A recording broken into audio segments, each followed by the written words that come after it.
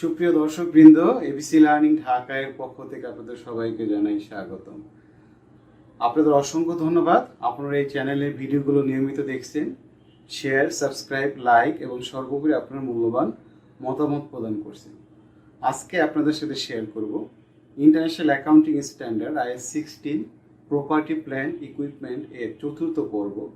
ইতিপূর্বে আমি এই স্ট্যান্ডার্ডের উপরে 3টি পর্ব আলোচনা করেছি, যেখানে প্রথম পর্বে আলোচনা করেছিলাম ইনিশিয়াল মেজারমেন্ট, অর্থাৎ কীভাবে সম্পত্তি প্রাথমিকভাবে রেকগনাইজ করতে হয়। দ্বিতীয় পর্বে আমরা আলোচনা করেছিলাম সাবসিকুয়েন্ট মেজারমেন্টের কস্ট মডেল, এবং তৃতীয় পর্বে আলোচনা করেছিলাম সাবসিকুয়েন্ট মডেল এর রিভ্যালুয়েশন মডেল। আজকে আমরা দেখব derecognition of asset, disposal of asset, trade in allowance এবং অন্যান্য বিষয়গুলো, যেগুলো আমরা পূর্বের ভিডিওতে কাভার করিনি। এই IS 16 অ্যাকাউন্টিংয়ের জন্য খুবই গুরুত্বপূর্ণ একটি স্ট্যান্ডার্ড। এটা যদি আপনার ভালো আইডিয়া না থাকে, তাহলে আপনার অ্যাকাউন্টিং পেশায় কাজ করতে একটু সমস্যা হবে। তাই আমি দীর্ঘ সময় নিয়ে পর্বে পর্বে এটি বিস্তারিত আলোচনা করার চেষ্টা করেছি। অবশ্যই আপনাদের মতামত প্রদান করবেন। আর আপনি যদি নতুন ভিডিও বানান, অবশ্যই চ্যানেলটি সাবস্ক্রাইব করে নিন, যাতে নতুন ভিডিও রিলিজ হলে আপনি নোটিফিকেশন পান। শেয়ার করুন আপনার প্রিয়জন বা বন্ধুর সাথে, যিনি ভিডিওটি দেখে উপকৃত হবেন।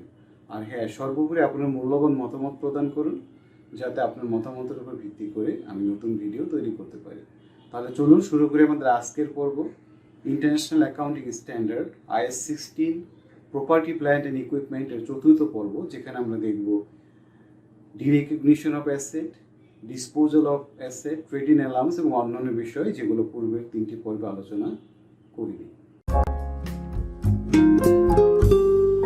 Welcome to ABC Learning Dhaka. সুপ্রিয় দর্শকবৃন্দ, তাহলে চলুন শুরু করি আমাদের আজকের পর্ব, international accounting standard 16 property plant equipment এর চতুর্থ এবং শেষ পর্ব। আমরা ইতিমধ্যে এই ইন্টারন্যাশনাল অ্যাকাউন্টিং স্ট্যান্ডার্ড 16 এর প্রথম পর্বে আলোচনা করেছিলাম ডেফিনেশন অফ প্রপার্টি এবং প্রপার্টি প্ল্যান্ট অ্যান্ড ইকুইপমেন্ট ক্রয় করলে কীভাবে ইনিশিয়ালি মেজার করতে হয়।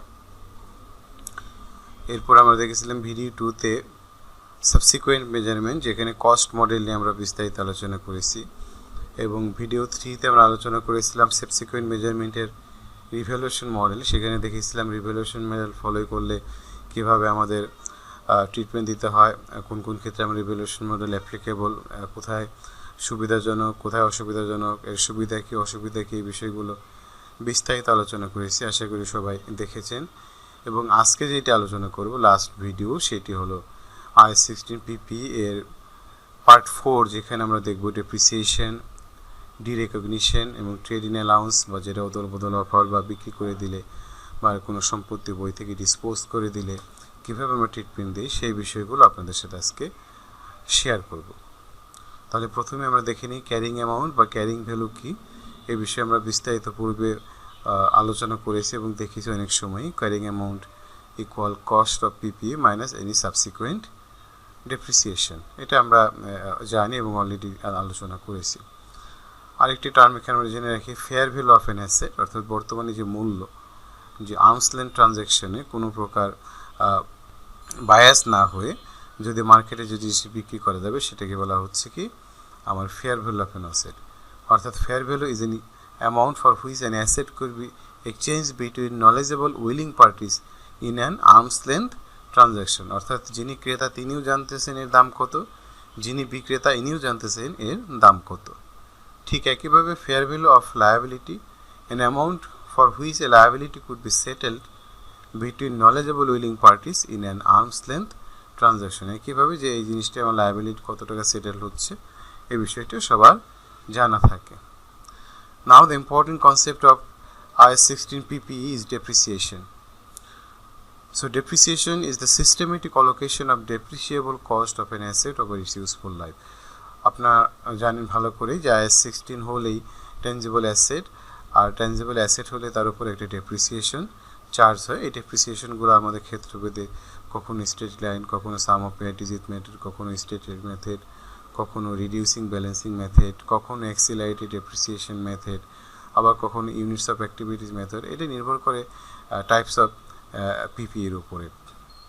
তাহলে ডেপ্রিসিয়েবল কস্ট কি? Depreciable cost equal cost of an asset less residual value. অর্থাৎ আমরা যদি একটা সম্পত্তি 100 টাকায় ক্রয় করি, এটা 10 বছরের পরে যদি আমি 10 টাকায় বিক্রি করতে পারি, তাহলে 90 টাকা হলো আমার depreciable cost. This depreciable cost should be allocated as depreciation expense over its useful life in different depreciation methods. So depreciation is a major component of PPE. Depreciation is based on the following factors. কি factors আমাদের depreciation নির্ভর করবে? Based on estimated lives, residual values, depreciation method should reflect the pattern in which the asset of future economic benefit are expected to be consumed.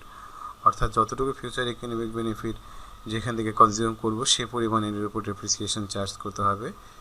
Straight line depreciation will not always be appropriate.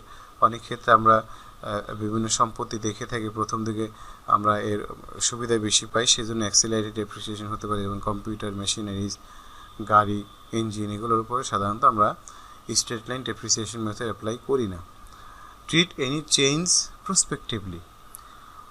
It means any change in depreciation, useful life of asset and residual value change, you need to go back to the prior, you need not to go back to prior period adjustment, rather take the value of asset, make the change in future. অর্থাৎ যখন থেকে আমি depreciation charge করব, অর্থাৎ যখন থেকে আমি এটাকে নতুন করে ভ্যালুয়েশন করব, ঠিক ওই ডেট থেকে আমাকে কি করতে হবে?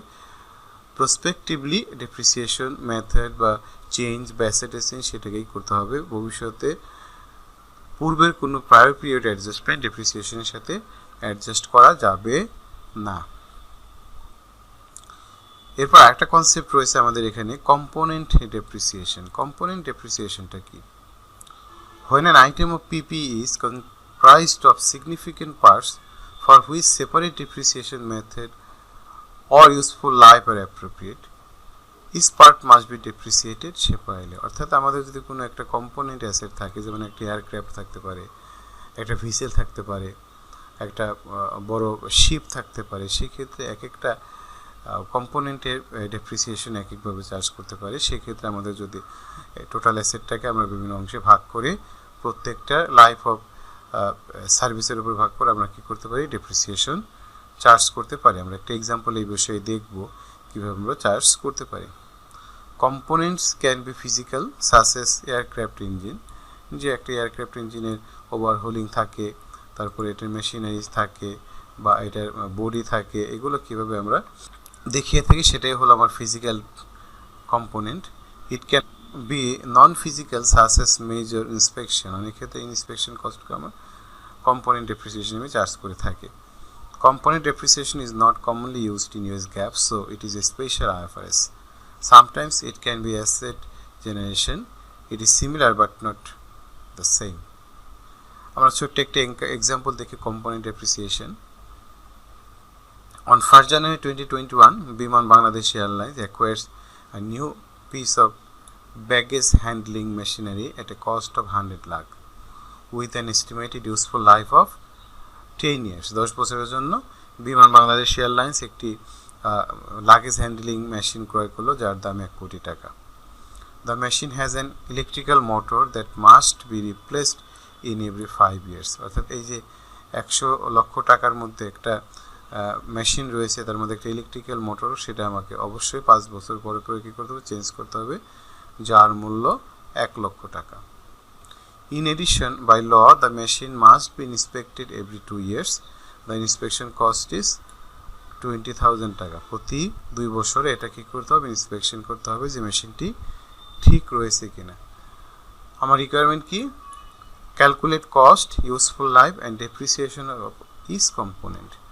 তাহলে এটা যদি আমরা সলিউশন দেখি, তাহলে দেখব যে আমার কম্পোনেন্ট রয়েছে এখানে একটা মোটর, একটা রয়েছে ইন্সপেকশন, আর একটা রয়েছে আমার মেশিনারি। টোটাল 3টে মিলে আমার কস্ট হলো এখানে কত? আমার 100 লাখ। তাহলে আমি এখানে কি করলাম? টোটাল 100 লাখ দেখালাম।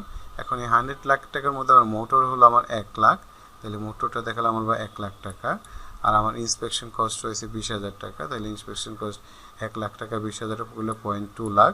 তাহলে বাকি 100 থেকে 1 এবং 0.2 মাইনাস করলে 98.8 যেটা, সেটা হলো আমার মেশিনের value.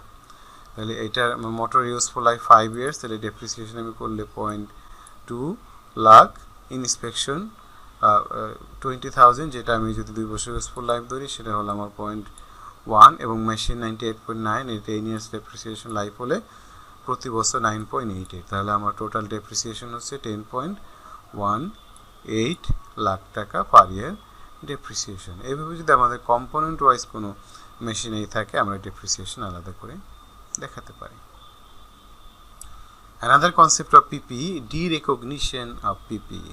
Very simple. Derecognition means আমি বই থেকে এটাকে কি করে দিচ্ছি, ডিসপোজ করে দিচ্ছি, বিক্রি করে দিচ্ছি, বই থেকে বাদ দিয়ে দিচ্ছি। So derecognition refers to the removal of asset or liability from the balance sheet or accounts. This is like opposition of recognition. অর্থাৎ আমরা প্রথমে রেকগনাইজ করছি, এখন সেটাকে ডিরেকগনাইজ করে দিচ্ছি। So recognition means you put something in a balance sheet, and derecognition means you remove from the balance sheet. The carrying amount of PPE is derecognized. It can be derecognized through disposal, বিক্রি করার মাধ্যমে হতে পারে, or exchange, এটা কি করতে পারি আমি, বিনিময় করতে পারি, when no future economic benefits are expected from its use or disposal। আমি যখন মনে করি যে আগামী বছরগুলোতে এটি ব্যবহার করে কোনো আমার ইকোনমিক বেনিফিট হবে না কিংবা বিক্রি করা যাবে না, সেই ক্ষেত্রে যদি আমি মনে করি বা যদি কোনো এরকম সুযোগ থাকে আমি এটাকে কী করতে পারি, এক্সচেঞ্জ করতে পারি অন্য কোনো কোম্পানির সাথে। সো অ্যাকাউন্টিং ট্রিটমেন্টটা তাহলে কী হবে, any gain or loss arising from the recognition of PP is included in net income, arising from the derecognition should be in net income, should be classified as IFRS 5 non-current asset held for sale or discontinued operation when the asset carrying amount to be recovered by selling asset rather than by using asset। আমরা যদি decision নেই যে আজকে থেকে এটা ব্যবহার করব না, রেদার এটা আমি বিক্রি করে রিয়েলাইজ করব, তখন এটাকে আমাদের আরেকটা IFRS এর আওতায় চলে যাবে, সেটা হলো IFRS 5। আমরা এটা নিয়ে বিস্তারিত পরবর্তীতে আলোচনা করব। তাহলে আমরা যেটি দেখলাম, ডিসপোজাল অফ নন কারেন্ট অ্যাসেটের বেলায় আমরা জার্নাল করতে পারি debit disposal, credit, asset, cost. অর্থাৎ আমাদের অ্যাসেটের যে কস্ট ছিল সেটাকে আমরা পূর্বে ডেবিট করেছিলাম, এখন সেটাকে কী করে দেবো, ক্রেডিট করে দেবো। কিসের কারণে, eliminate cost price of asset.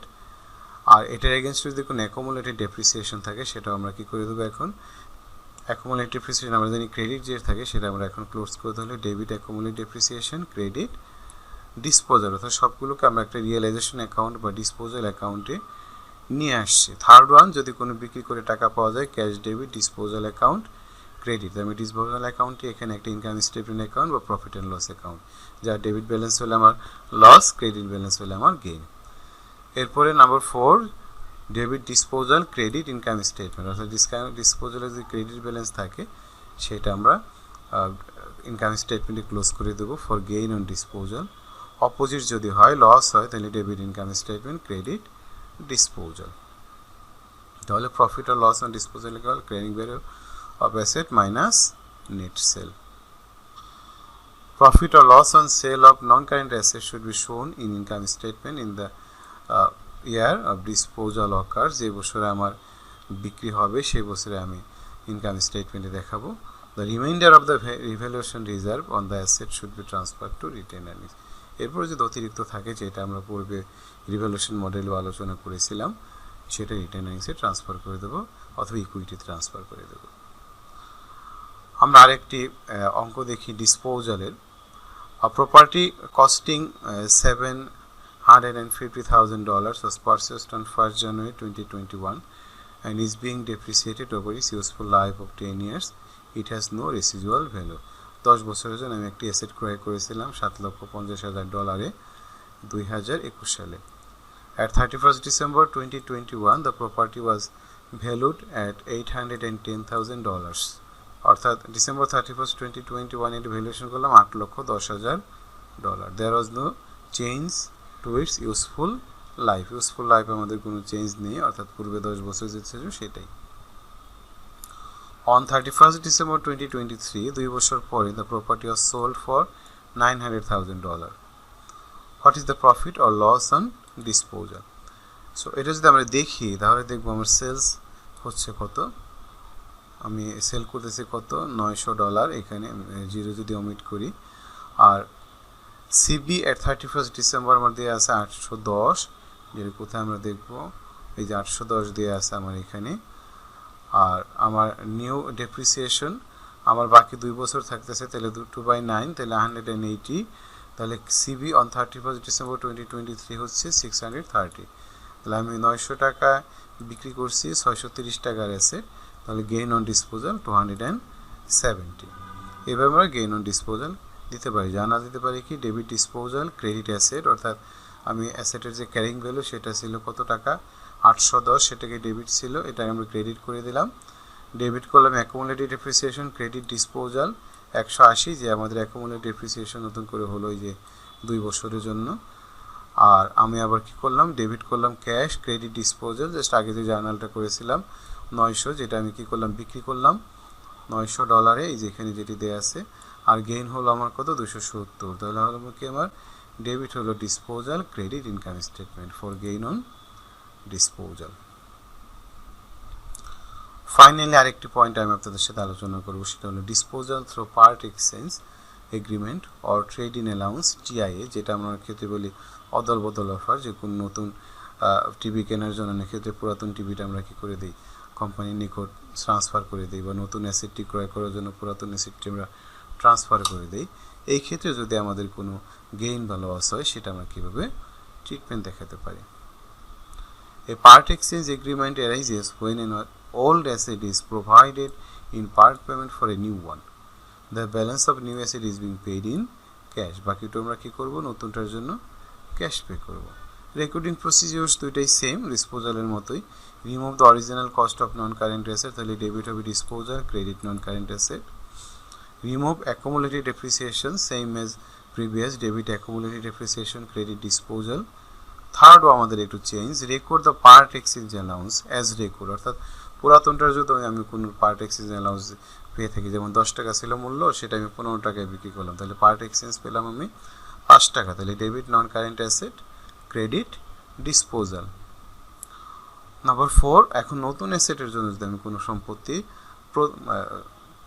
Number 4 record the cash paid for new asset অর্থাৎ নতুন অ্যাসেটের জন্য আমি এখন যদি নতুন করে টাকা পে করি তাহলে debit non current asset credit cash এরপর আমার গেইন লস যদি অ্যাকাউন্টস করে দেখব যদি গেইন হয় debit disposal credit income statement আর যদি লস হয় সেক্ষেত্রে debit income statement credit disposal ছোট্ট একটি এক্সাম্পল যে আপনাদের সাথে শেয়ার করে তাহলে দেখব bindi bobbin runs A business altering and repairing clothes when she started business on 1st January 2022 she bought a Superstick 2 sewing machine for $2,500 Superstick 2 মডেলের একটি মেশিন ক্রয় করেছিলেন তিনি 1st January 2022 তে she depreciates sewing machine using straight line method at a rate of 20% per annum and she charges a full year depreciation in the year of acquisition and none in the year of disposal তার policy হলো যে বছরে কোনো asset ক্রয় করা হয় সেই বছরে ফুল ইয়ার ডেপ্রিসিয়েশন চার্জ করা হয়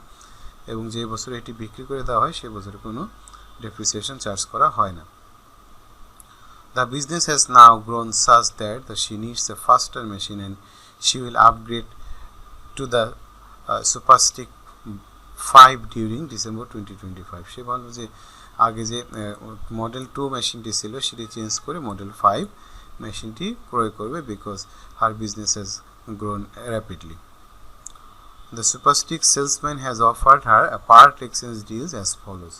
Part exchange deals টা কি? Part exchange allowance for machine to $750 অর্থাৎ যদি এটা দিয়ে দেয় তাকে দিবে $750 আর নতুন করে তাকে দিতে হবে $4,850 Show the ledger entries for the year ended 31st December 2025 reflecting the transaction. তাহলে এটা আমরা ট্রানজাকশন যদি দেখতে চাই তাহলে কিভাবে দেখতে পারি সো এখানে একটি লেজার আমি এখানে দিয়ে দিচ্ছি ফর জানুয়ারি 22 ব্যালেন্স বিএফ ছিল আমার 2500 আমি আবার একটু দেখে নিই মেশিনটির ব্যালেন্স ছিল কত এখানে 2500 সেটা আমি ডিসপোজালের মাধ্যমে ক্রেডিট করে দিলাম আমরা জানি debit disposal credit sewing machine বা অ্যাসেট তাহলে জিরো হয়ে গেল এরপর debit machine credit part exchange allowance যেটা আমরা পেয়েছিলাম কত 750 আমার অ্যাসেটের মূল্য বেড়ে গেল। আর নতুন করে দিলাম কত 4850, তাহলে নতুন করে আমার এখন অ্যাসেটের মূল্য হলো 5600 টাকা। তাহলে এবার আমরা গেইন অর লস অ্যাসেট থেকে আমরা বের করতে। তো সুপ্রিয় দর্শকবৃন্দ, অসংখ্য ধন্যবাদ আপনারা IAS 16 সিরিজের 4টি ভিডিও ধৈর্য সহকারে শোনার জন্য। অবশ্যই আপনারা আপনাদের মতামত প্রদান করবেন। আসলে IAS 16 একটি গুরুত্বপূর্ণ IAS অ্যাকাউন্টিংয়ের জন্য, যেটি বিস্তারিত আলোচনা করলে লেকচারের পর লেকচার দিয়েও শেষ করা যাবে না, অনেক সিচুয়েশন। তো আশা করি 4টি ভিডিও থেকে আপনারা আইডিয়া পাবেন, আইডিয়া থেকে আপনারা নিজেরাই অনেকগুলোই করতে পারবেন। তো ধন্যবাদ সবাইকে সাথে থাকার জন্য। আবার কোনো একটা IAS নিয়ে কখন আপনাদের সাথে দেখা হবে, আলোচনা হবে। ততক্ষণ সবাই ভালো থাকুন, সুস্থ থাকুন, নিরাপদে থাকুন। সবাইকে অশেষ ধন্যবাদ।